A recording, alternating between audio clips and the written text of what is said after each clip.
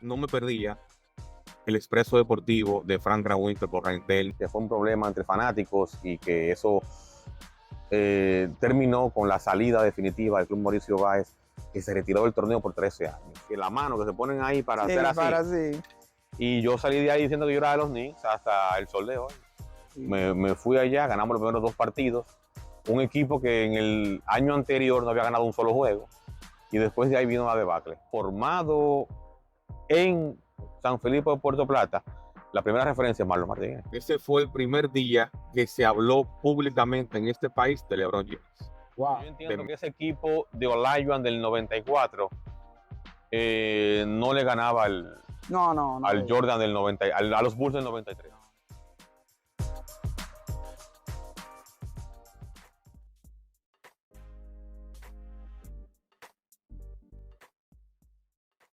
Bienvenidos a una nueva entrega de Smart Sports.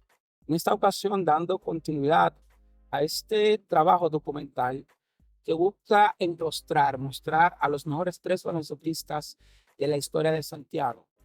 Y hemos querido trabajar este material con la idea de que sirva como referencia histórica, que sea un material no perecedero.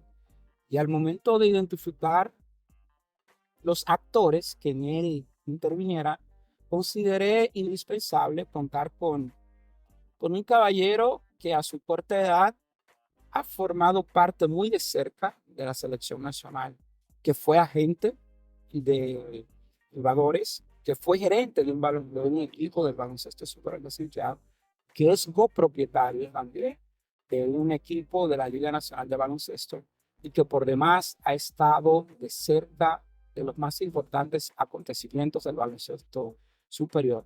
Tener esa opinión aquí es indispensable y tenemos el honor, la dicha de contar acá con Julián Suero. Hermano, bienvenido. Gracias, Charles, gracias por la introducción. No sabía que de verdad seguías tanto mi carrera y viste mi impronta sin titubear y sin leer nada.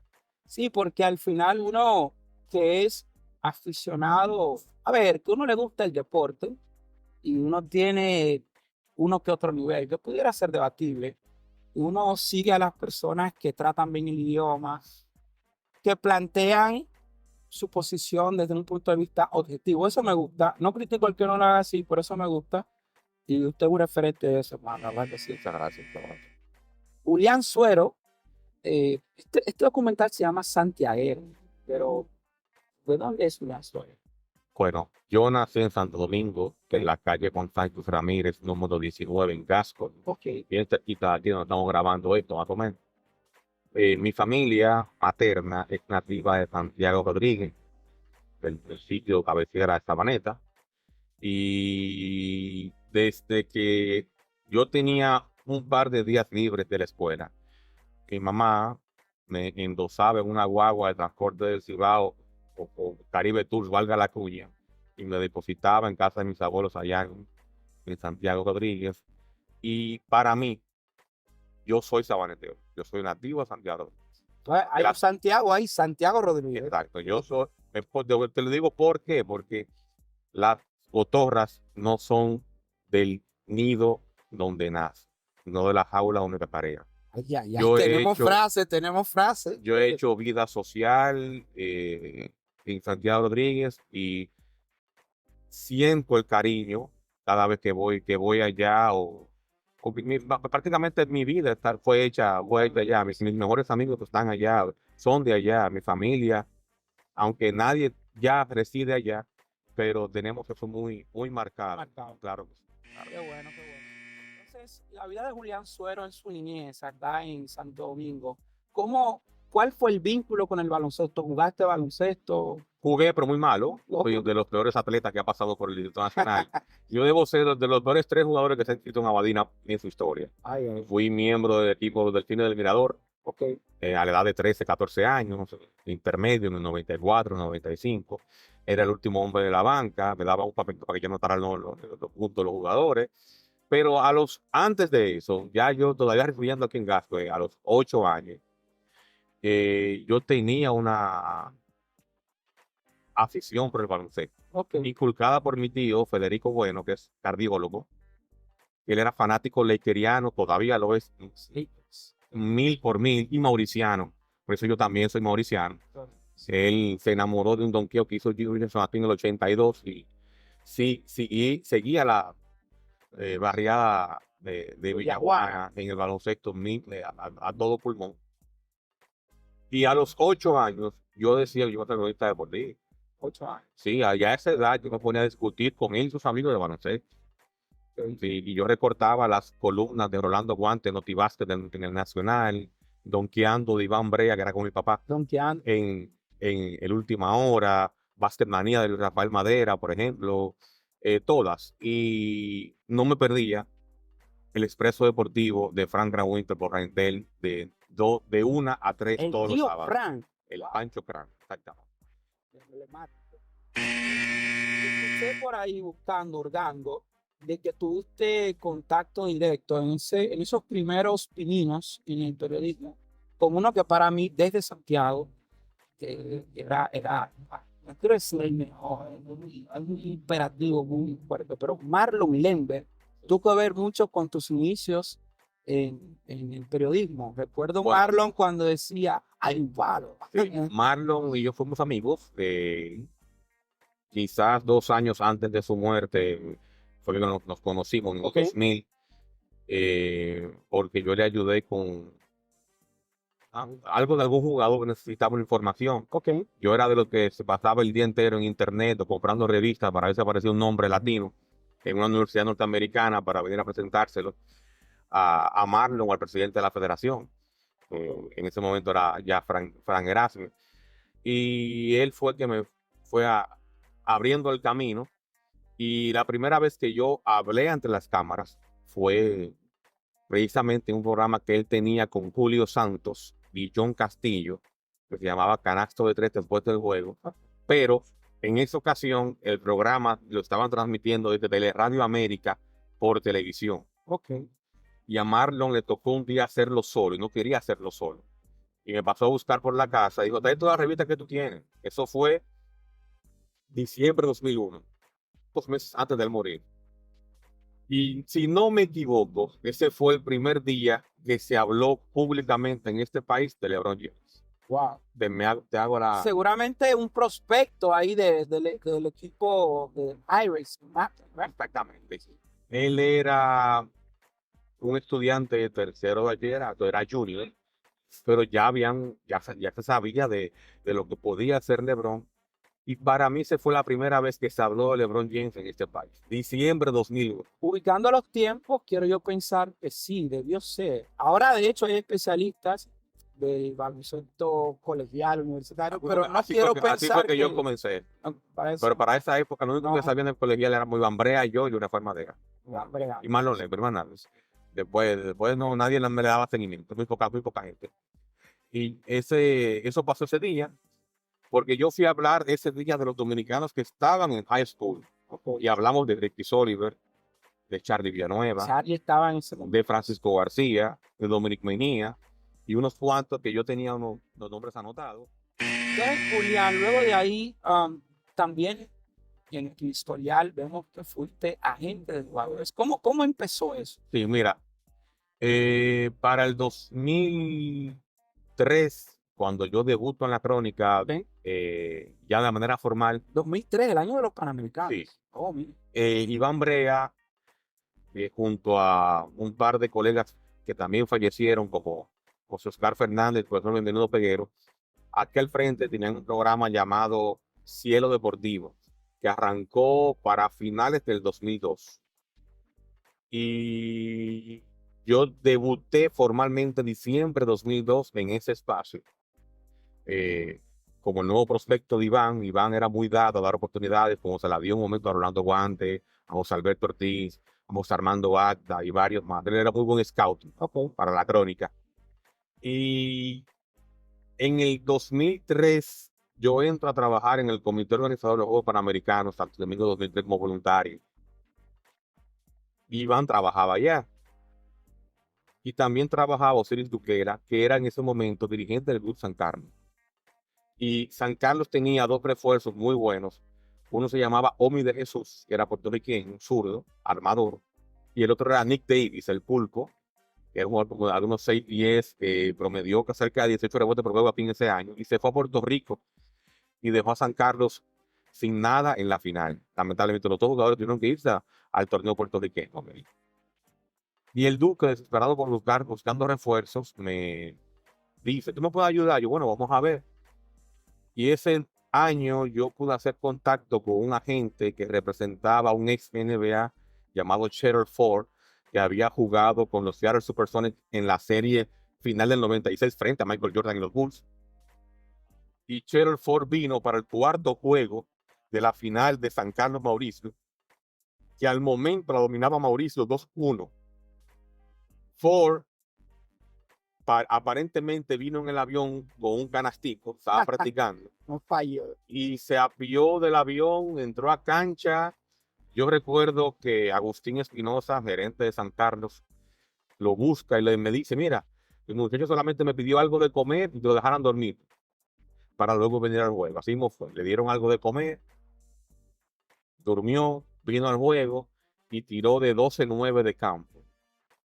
Y parecía imparable. Lamentablemente ese día pasó un hecho fatídico para el baloncesto distrital, que fue un problema entre fanáticos y que eso terminó con la salida definitiva del Club Mauricio Báez, que se retiró del torneo por 13 años. Por 13 años. Ahí comencé yo mi impronta como agente. En el 2000, el segundo jugador que yo contacté para representar fue a Rayford Young, padre de Trae Young. De Trae Young, ok.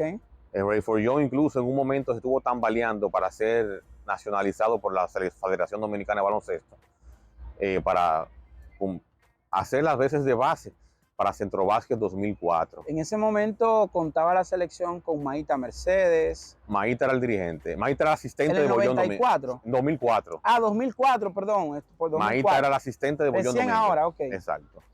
Ya hace 20 años. Sí, hace 20 años. Sí. O sea que sí, para que tú veas cómo son las cosas de la vida, si Rayford Young habría jugado como nacionalizado en esa época, Trae Young, su hijo, armador de Atlanta Hawks, podría haber sido el armador de la selección dominicana en este momento. En los corillos del baloncesto, allá en Santiago, más que los corillos, en el tema de los aficionados, se manejó mucho de que Mark Jackson, en aquel momento de los Indiana Pacers, sí, que tiene sus vínculos en Nueva York, que tenía una abuela y que sí, iba a jugar, cierto. ¿Eso era cierto? Sí, sí. ¿Y qué pasó? Eso no sé. Su abuela era puertoplateña, si no me equivoco. Ok. Y no sé, pero eso... Se llegó a hacer algún tipo de contacto, incluso él, para el 98, en el 98, en medio del lockout, de la huelga de jugadores en la NBA, él estuvo a punto de jugar en un equipo en el torneo nacional, con los Cangrejeros de Puerto Plata, que jugaron ese año en Conavas. Lidova, eso era Lidova. No, eso era antes de Lidova. Antes de Lidova. Lidova arranca en el 2005. No. Pero sí, aquí han pasado varios intentos de torneos nacionales antes de Lidova, que luego pasa a ser el NB.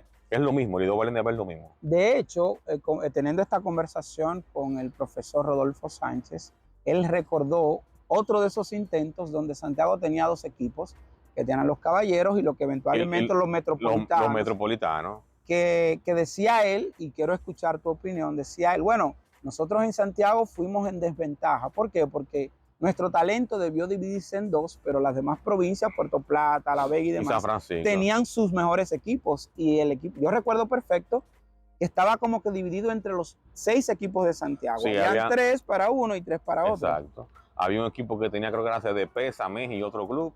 Y otro club estaba en Pueblo Nuevo, GUG, y no recuerdo cuál. No sé si era el CUPE, algo así. A propósito de eso, Julián, y viendo tu background, también fuiste, y quiero saber si fue tu primera experiencia como gerente del CUPES allá en Santiago. En el 2011, la peor experiencia que he tenido en mi vida. La peor. Sí. La primera y la peor. La primera sí, la peor. Y la peor, cuéntame de eso. Fue un momento que yo era muy joven. Yo no quiero usar la palabra, pero creo que me cogieron de conejillo de India. Se pintaron pajaritos en el aire.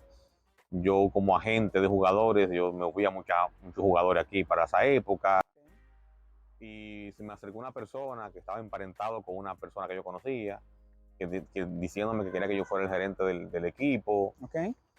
Y yo no la desaproveché. Me fui allá, ganamos los primeros 2 partidos. Un equipo que en el año anterior no había ganado un solo juego. Y después de ahí vino la debacle. ¿Ese año fue? ¿Qué año? 2011. Ahí estaba todavía Alex Simé. No, No, ya no estaba. no. Ahí estaba Osvaldo López, Osvaldo López. estaba Noel Esteves, Hugo Rodríguez, el gordito, Hugo, claro, que era muy buen jugador. Sí, claro. Jugué con su hermano Ernesto. Sí. Y también debutó Jonathan Rodríguez ese año con el equipo. Que es medio boricua, medio dominicano, Jonathan Sí, Rodríguez. exactamente, que lo llevé yo al equipo. Esa fue mi primera experiencia como gerente. Luego pasé a ser un año asesor de los Metros de Santiago con Mícalo Bermúdez. Estuvo Santiler ahí como gerente, ¿no? Cuando tú estabas, ¿era Santiler el gerente? Yo entré con Santiler, pero en medio de la temporada muerta, una problemática, el Santiler sale y entra Joselito Ureña, de CDP. Joselito Ureña junto con Silvino Pichardo y el abogado famoso él, Raimundo Álvarez. Raimundo Álvarez. Entonces, eso también te mantuvo al lado de los metros, de la estructura. O sea, que tú tienes mucho conocimiento del baloncesto de Santiago. Y también acá, desde lo que conozco de tu carrera, tú has estado muy de cerca al baloncesto de la capital. ¿Cuál es? Nunca he sido gerente en la capital. No, de ningún equipo. Yo fui gerente en Santiago, en la capital nunca. Nunca has sido. Y he tenido ofertas, pero en los últimos 2 años yo he sido una especie de asesor honorífico del gerente del Club Mauricio Báez. ¿Qué es tu equipo? Mi equipo, y porque soy su amigo. Por nada de que salí en periódico, ni salí en las redes. Pues solamente cuando él necesita algo, yo le digo, mira, vamos a hacerlo así, así, así. Backstage, tu trabajo. Backstage, Qué bien. Solamente para él. Eres copropietario de los Marineros de Puerto Plata. Cuéntanos. Bueno, cuando yo salgo de la LNB de los Leones en el 2018, luego de 4 temporadas ahí, yo me hice una promesa que yo no volvía a ser empleado de ningún equipo de la LNB. Que si yo volvía era como dueño de equipo, como accionista de alguna franquicia, para cooperar. Y así lo hice. Tuve varios intentos, intenté comprar un equipo y llevármelo a otra franquicia, a otra provincia. Intenté comprar los mismos Leones con otros inversionistas. Y al final de la temporada 2021 se pudo hacer un pool de empresarios puertoplateños, que si no lo digo me muero. Modestia aparte, fui yo que lo junté a todos. Qué bueno. Y adquirimos los Marineros de Puerto Plata. Y no nos ha ido bien en cancha, aunque creo que de manera administrativa, como empresa, no podemos quejarnos. Ha sido favorable. Ha sido favorable hasta el momento. Hablar de Puerto Plata me hace radicalmente cambiar de tema. Es importante aprovechar toda tu sapiencia acá en esta entrega, porque Puerto Plata, debatiblemente, pero yo quiero pensar que es una de las más prolíferas provincias de cara al baloncesto. Hay 2 jugadores de la NBA que han nacido ahí, Al Horford, Chris Duarte, pero por ahí también está Manny Quesada y cualquier otra cantidad. El Pollito Kelvin Peña. Que para mí es el mejor de la historia ya. Y Marlon Martínez. Que es debatible. Yo me quedo con Marlon. Marlon es que divide todo en Puerto Plata. Yo me quedo con Marlon. No hay un antes y un después de Puerto Plata en el baloncesto con Marlon. Porque antes de que Marlon llegara a Santiago y al distrito con Villa Duarte, no se conocían los jugadores de Puerto Plata en el país. No se conocían. ¿Fue el primer gran referente, Marlon? Claro que antes de él no había nada.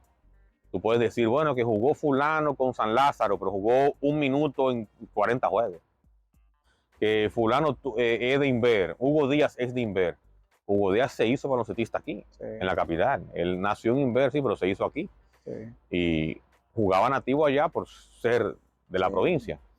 Pero crecido, formado en San Felipe de Puerto Plata, La primera referencia es Marlon Martínez. Marlon Martínez. El baloncesto puertorriqueño se divide antes y después de Marlon. De Marlon. Que repito, yo que seguí muy de cerca la carrera de Marlon porque fue parte emblemático del equipo que sigo ahí en Santiago. Tú eres samejiano. Claro, sí. claro que sí. Y presencié, no que me lo contaron, estando ahí en el Palacio, los 4 campeonatos seguidos con un núcleo Envidiable. increíble, que al segundo campeonato se le sumó Filión, a un equipo que ya tenía en términos locales a Villafaña, Jorin Subercier, estaba Eduardo Bueno, naturalmente la cabeza de ese equipo, y no por decir Cacuchi, ¿verdad? Era pero Joel la Ramírez, cabeza era sí. Joel Ramírez. Y dirigido magistralmente por Melvin López, por Dios. Y con una gerencia siempre agresiva, de quien para mí es el ejecutivo de baloncesto de mejor trato, más afable, más decente que ha tenido República Dominicana. Hablamos de Miguel. Miguel Andrés Balaguer. Correctamente. Sí. No sé si tú sabes que cuando se comenzó a utilizar la palabra gerente general en la selección nacional, eso lo lleva Miguel Balaguer como primer gerente de la selección en el 93. Qué buen dato. Hace no 31 conocía, años, sí, señor. ¿Y Miguel Balaguer fue el gerente de esa selección? Del 93. Cuando Luis Felipe debuta con la selección, el gerente era Miguel Balaguer. Mira qué dato. Sí. Histórico, así la anticipaba yo.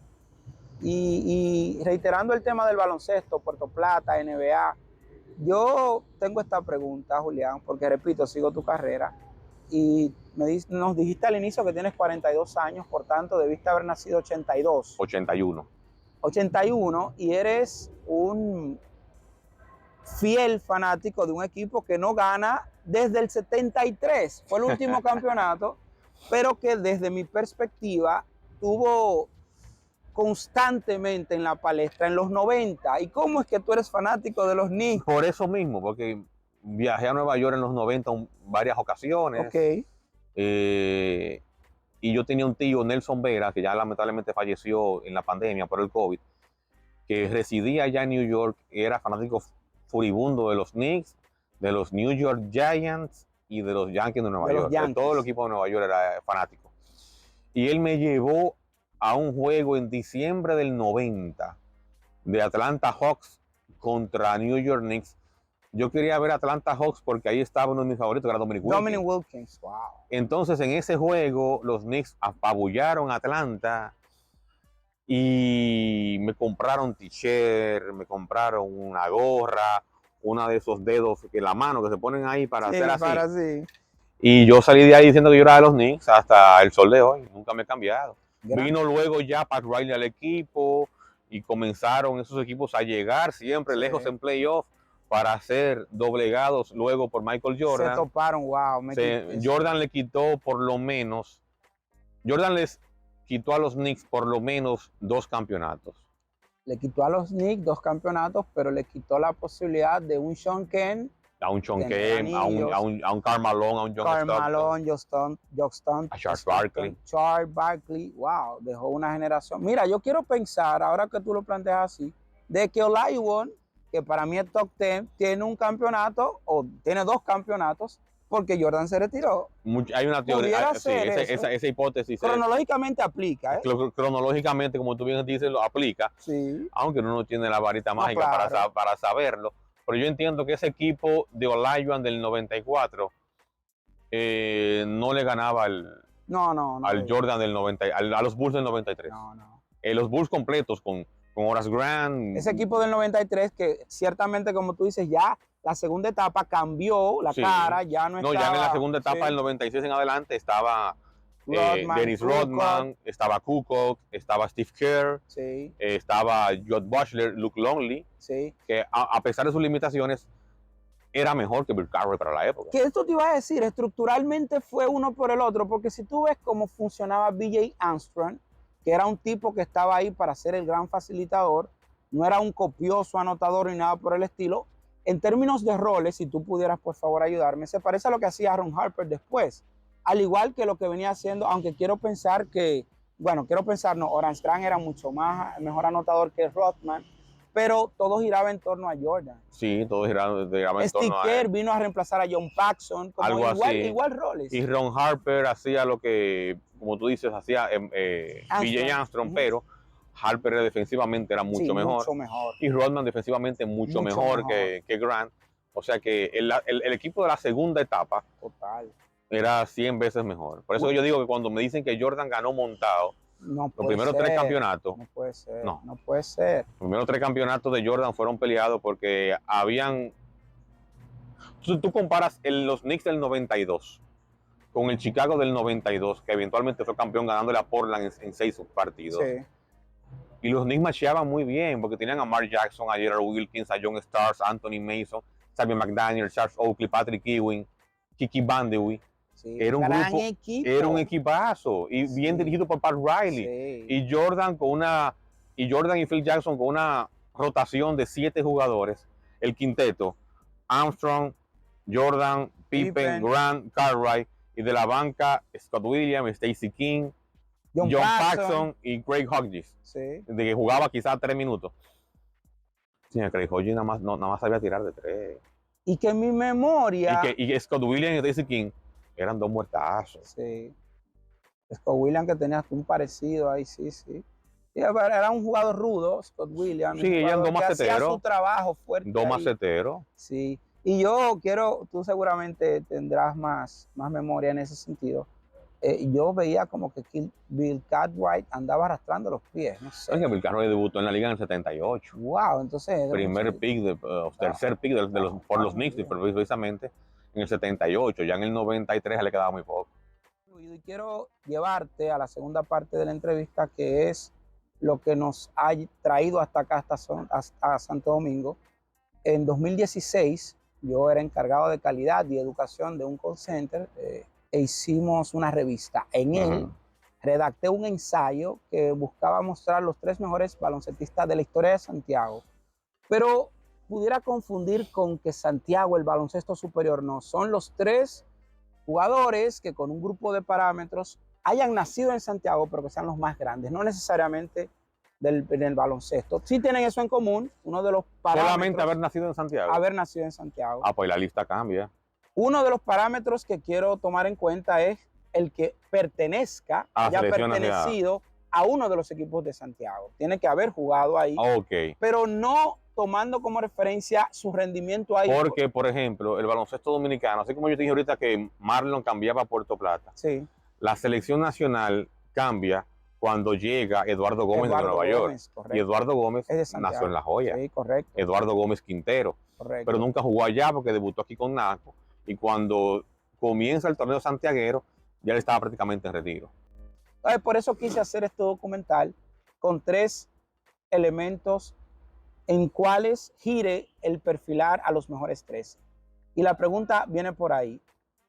Estos son... Bien. Todo bien, gracias a Dios.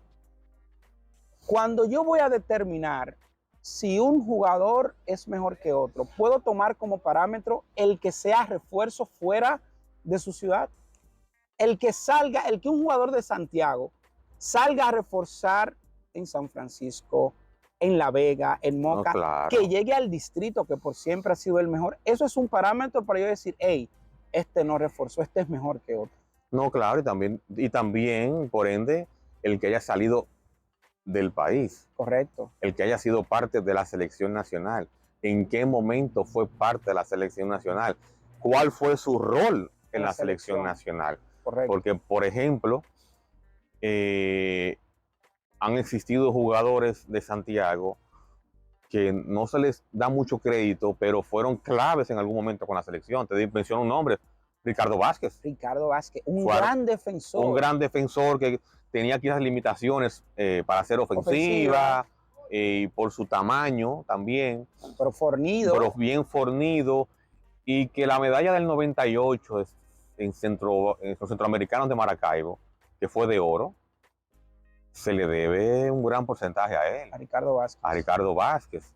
Y te vas entonces a un Luis Felipe López, que debuta en el 93 encestándole 28 puntos a la selección de Estados Unidos, que no era Dream Team, pero era Estados Unidos. Estados Unidos, siempre un referente. Siempre un referente. Y en el 95, en el preolímpico de Tucumán y Neuquén, Argentina, fue líder en puntos. Totalmente. Pero no solamente líder en puntos, sino a quien le gana Luis Felipe el liderato de puntos, a Oscar Schmidt, el Correcto, brasileño, correcto. y a Juan Espil, el argentino, que era en ese momento el líder en punto del ACB de España, Sí. por encima de Alberto Herrero. O sea, Luis Felipe, antes de la lesión, era un problema.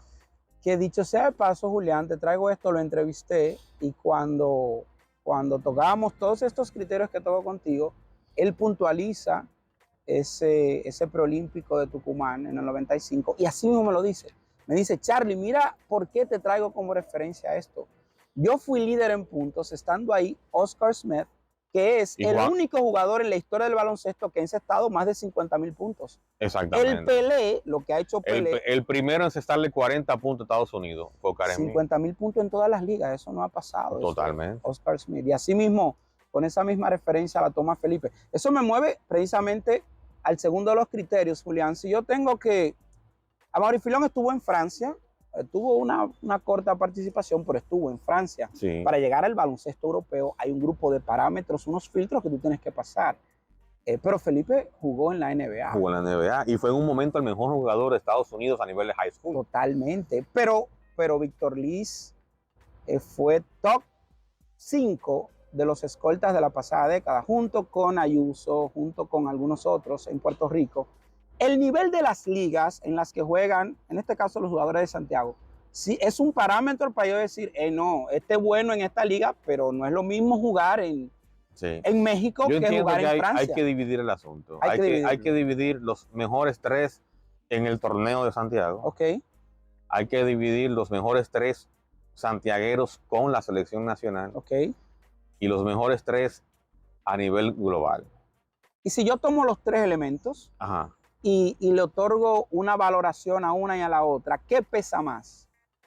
Ser el primer jugador dominicano seleccionado en primera ronda es un elemento muchísimo. Importante. Fue importantísimo, importantísimo. Hay un jugador que reúne el elemento de haber jugado con la selección nacional en un buen nivel, de haber encabezado una selección juvenil en 1987 y de prácticamente ser, cuando tú mencionas la palabra triple, el primer triplero de este país en las ligas domésticas fue Mauricio Espinal. De mi barrio, claro. Yo creo que Mauricio, para mí, tiene que estar en ese top 3 obligatoriamente. Obligatoriamente. Es el que más reúne esas condiciones, porque allá fue Mauricio. Sí, emblemático. Ganó 5 allá y 4 aquí. Él ganó aquí 4. 4 con San Carlos. Sí, en un momento, mucha gente dice que él nunca fue el mejor jugador de San Carlos, pero sí. Okay. En un momento, cuando él ganó los primeros 3 campeonatos, no. 87, 88, 89. El mejor jugador de San Carlos era Evaristo Pérez, indiscutiblemente. Absoluto. Y el segundo, el refuerzo, ya sea Leonard Mitchell, André McLeod o Donald Roger. El tercero era o Lolo Regús y luego Mauricio. Pero ya en el 93, cuando Evaristo venía bajando, la curva descendente natural, él era el mejor jugador del equipo. Y en el 94 fue líder en puntos del torneo. Yo quiero quedarme ahí porque mencionamos ya a Ricardo Vázquez, al inicio hablamos de Santos Ceballos y también hablamos de Felipe y Mauricio. Acá, en este emblemático escenario, el Virgilio Travieso Soto, se desarrolló probablemente una de las más importantes acontecimientos del baloncesto. Yo estaba bien pequeño en mi casa viéndolo y recuerdo el famoso resbalón de Felipe contra Cuba en el 95. El oro ante Cuba. Ese equipo, mira qué interesante, este documental se llama Santiagueros, ese equipo tenía un 25% de santiagueros. De 12 habían 4 santiagueros. Sí. ¿Tú estuviste acá? ¿Tú viste yo salí llorando ese día. Ah, mira qué interesante. Santiagueros estaban Ricardo Vázquez, Santos Ceballos, que eran del mismo club, del CUPES, Mauricio Espinal, que era de Sameji, y Felipe López, que era del GUG del barrio. Promedió 18 puntos. Pero también se puede decir que estaba Orlando Antigua, porque Orlando Antigua, con el primer equipo que juega en el país, es con el CDP de Santiago. Y él nació en Constanza, tenía esa ligazón. Okay. Y también estaba en el cuerpo técnico José Diloné. Sí, también, que No sé eventualmente fue dirigente del Sameji. Sí, exactamente, muy buen técnico, Sí. quizás subestimado en este país. El resbalón de Luis Felipe, bueno, cosas de la vida. Una mala jugada que le jugó el destino a Felipe y a toda la fanaticada dominicana que salió de aquí cabizbaja Sí, y viendo a un equipo cubano coronarse campeón por primera vez en varios años y con lo que se vivió en el distrito para Centro Básquet 95 es inigualable. Yo no había visto nunca tanta efervescencia, tanta fiebre, tanto buen ambiente de baloncesto. sí. Yo siendo un niño lo recuerdo perfectamente, tenía 14 años. Wow. 23 al 30 de mayo de 1995. Sí, estabas por acá, qué bien. Sí. Eso me lleva al último de los criterios para ir concluyendo con el perfilamiento de los mejores tres de Santiago. El que tú estés en la selección nacional, que tú formes parte de los 12 mejores de cualquier país. Imagínate de Eslovenia, de Serbia, tú eres de los 12 mejores. Eso también lo puedo tomar como un parámetro para decir, hey, este es el mejor del que no está. Sí, por eso yo entiendo entonces que si me vas a poner a mí a elegir los primeros tres, yo me quedo sin orden, con Luis Felipe López, Víctor Leis y Mauricio Espinal. Mauricio Espinal. Esos son mis tres. Tus tres, qué bueno. Se puede hacer una que otra mención honorífica. Para mí, Bombo Abreu, por lo que hizo en Santiago, y sus huellas aquí con Arroyo Hondo, Los Minas, Calero, Los Minas y Villaduarte. Entiendo que sí, yo creo que Bombo también se mereció estar más tiempo en la selección nacional. Sí. Quizás fue víctima de algún tipo que otro de esos planes que parecen sacados de la Cosa Nostra italiana, sí, y que pudieron haberlo afectado. Tony Marte, el marciano del Plaza. Pero yo tengo mi vida completa, desde que entré a la crónica, sentándome en el mismo sitio que en el Plaza de los Deportes. Okay. En el emblemático Palco de los Críticos. Okay. Donde yo entré como el Benjamín a adquirir conocimiento con Francisco Martínez, ex selección nacional, Andrés Van der Horst, el principal mercadólogo deportivo que ha dado este país en su historia. Muy conocido, claro. Leandro de la Cruz, Gelo Tueni, Fran Erasmes, presidente de la federación. Este baloncesto, estás mencionando. Vinicio Muñoz, Fran Prat, que Dios me lo tenga en gloria, Leo López también. Y para ese grupo, Osiris Duquela, para ellos, para prácticamente todos, cuando tú mencionas la palabra Santiago, baloncesto, tienes que mencionar a Tony Sánchez. Tony Sánchez. Porque fue el pionero. El primero que vino de allá hacia acá y pudo considerarse un jugador de impacto, consiguiendo notas o puntos de notoriedad, valga la redundancia. Que fue campeón con Arroyo Hondo. Campeón con Arroyo Hondo contra un equipo de Naco en la famosa serie de las piscinas. Un equipo de Naco que tenía Winston Roger, Chicho Civilio, Hugo Cabrera, Tito Horford, Marcelo Sestar, Aldo Lechon, Fran Rodríguez, trasteado por San Antonio Sport, y Eduardo Gómez. Y Roberto Modesto por ahí en la banca. Son grandes nombres. El quinteto arroyondino para ese año eran el Cocoro Mario Berson, Tony Sánchez, Vinicio Muñoz, Mike Robinson de refuerzo y Víctor Chacón en la posición 5. Víctor Chacón. Muchos dicen que la jugada de la serie fue el donqueo con la mano izquierda que le hizo Tony Sánchez a Hugo Cabrera por arriba de todo el mundo. Wow. Que ese fue la hecatombe del equipo naqueño. El turning point, como dicen los gringos. El turning point, el breaking point de ese último juego, séptimo juego. Qué bien. A propósito de que mencionas a Tony Sánchez, quiero mencionarte algunos nombres y escuchar tu criterio experto, porque me mencionabas ahorita que eres fanático de Mauricio Báez. Hasta la muerte. Y hay un santiaguero que fue emblema acá en Santo Domingo con esa franquicia, Eladio Yayo Almonte. Tu valoración técnica y de la carrera de de Yayo? Mm, Fue mi ídolo. Ok. Yo era de CDP Ok. por Yayo, para que tú más o menos lo entiendas. A pesar de sus limitaciones físicas, era Correcto. cojo, pequeño, era un tipo con un corazón Enorme, grandísimo. sí. Todos Eh, coinciden que era tan frío. Una cosa. sí, un gran jugador, un buen manejo de balón.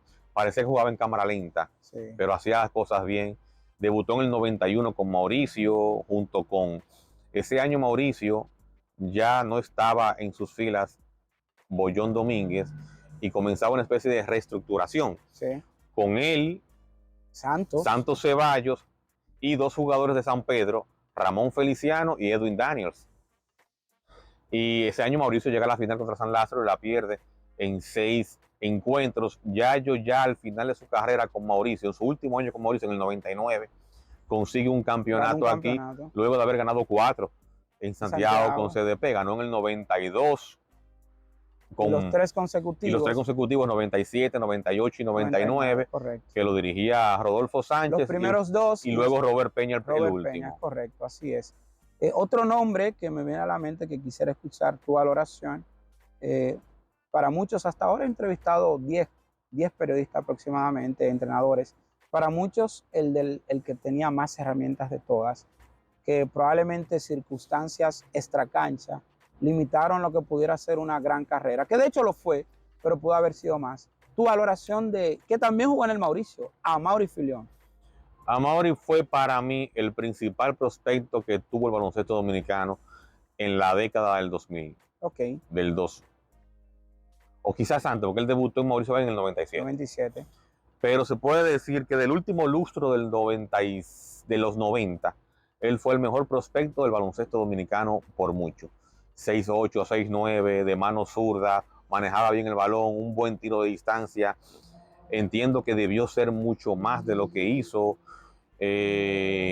Luego del 2004, cuando él va a jugar con los Ríos de Cagua, yo entiendo que él se anquilosó. Ok. Y que pasó de ser un small forward o un combo forward a básicamente jugar la posición 4, porque jugaba muy cerca del aro, cogió muchas libras, adquirió unas libras, y eso quizás mermó. Bueno, luego de eso no volvió a jugar más nunca fuera del país. Sí. Y en un momento estuvo en Francia, y yo recuerdo que el amigo Noel Piñeiro Planas del periódico Primera Hora de Puerto Rico lo llamaba el Nowitzki dominicano. Sí, muy bueno. Para la época. Amaury tiene, claro, su huella con la selección. Importante en la selección, sobre todo en este Panamericano que tú formaste parte, ese núcleo yo fui comentarista, siendo novato de uno de esos juegos. Andy Williams. Andy Williams no estaba ahí. En el Panamericano no, él estaba en el 2004. En Centrovaque 2004 estuvo Andy Williams, sí. Sí. Fueron 2 equipos diferentes. 2 equipos. El del 2003 fue mucho mejor. En el 2003 estaba como armadores, estaban Otto Van Troy, Luis Flores y Carlos Morván.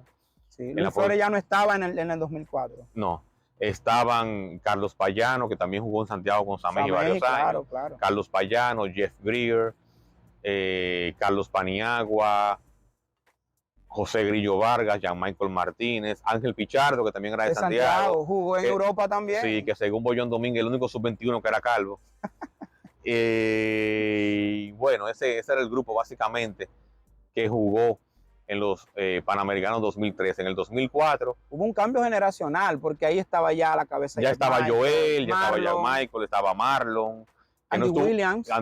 Marlon no estuvo en el 2003 por asuntos disciplinarios con Héctor Baez. Okay. Ellos no se gustaban mucho. Hubo un tema, sí, eso sonó mucho. Sonó bastante, ellos no se gustaban mucho.